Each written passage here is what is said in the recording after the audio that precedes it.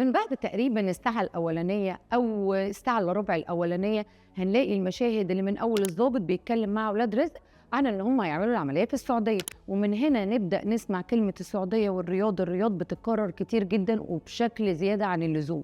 الرياض، هنعمل العملية في الرياض.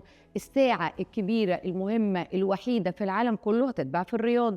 لما سافرنا عمرو يوسف هيجيب بدلته من الرياض بتاعة الفرح.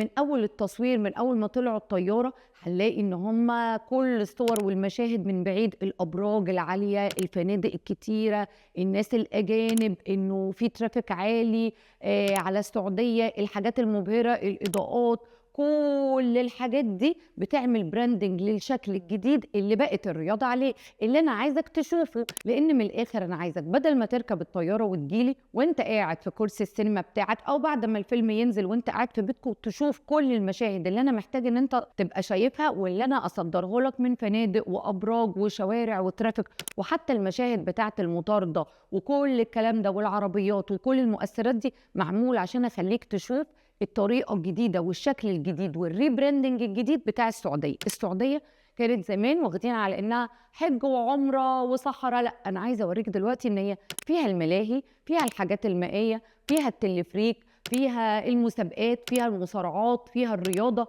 كم المشاهير اللي جت صورهم، كل الحاجات دي أنا عايزة أصدر لك الشكل الجديد والريبراندنج الجديد بتاع الرياض.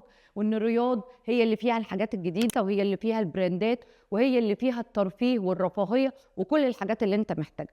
طب ايه بقى اخطر 10 دقايق ريبراندنج او في التركة بتاعة البراندنج انا شفتها في الفيلم ده؟